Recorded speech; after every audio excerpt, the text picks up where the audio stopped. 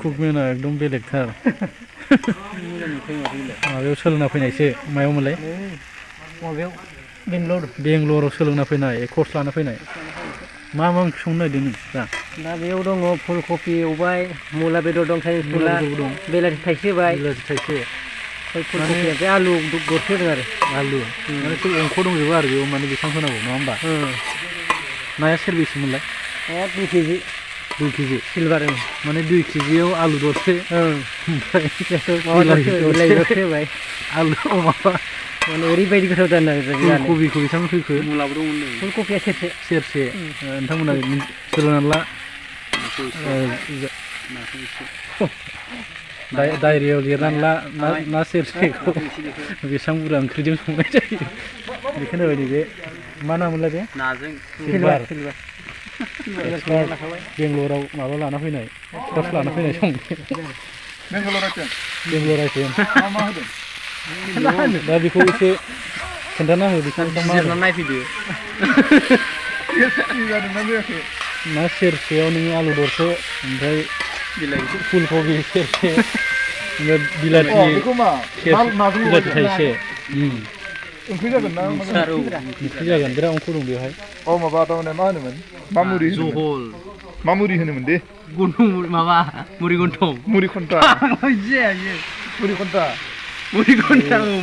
कंग्रेस मिथिगोन बेखौ मा आइटेम होनो मा आइटेम होनगोन बेखौ दा ग्रेभि बानायसोरासै एसे माने बिदि थानाय आरो मुरि खन्थानि ग्रेभि बानायनो नागिरदों बिथाङा एसे बिदै होनो नागिरदों नायाथ' लकेल ना सिलभार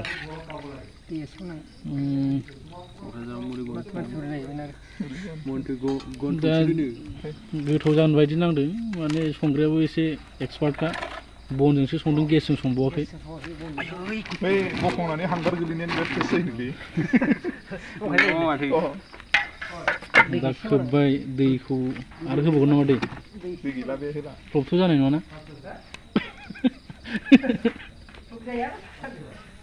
प्रब जाया बिसास दंथारो संग्राया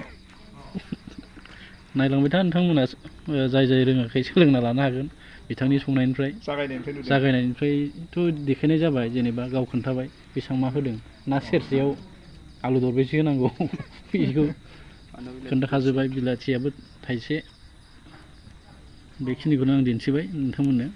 अबे कर्स लादोंमोनलाय दिल्लीयाव कर्स लानाय गुवाहाटियाव मामोनलाय कुक मामोनलाय मा होनोमोनलाय हटेल मेनेजमेन्ट नै हटेल मेनेजमेन्ट साहाखौ माबायदि बानायदों बे मेथाइ नङा होमबा आदसा बेखौ बे साहाखौ नोंथाङा मा होनानै बानायदों मा दं बेवहाय सायाव हाइजें दं लेमन टि सिनि सापात ओमफ्राय नारें होदों औ लेमन टि एक्सपार्ट बिथाङाबो कर्स लाखानाय दा नुबाय नोंथांमोना बिराद एक्सपार्ट दं बिथांमोना सोलोंना फैनाय सासेया बेंगलराव सासे गुवाहाटियाव हटेल मेनेजमेन्ट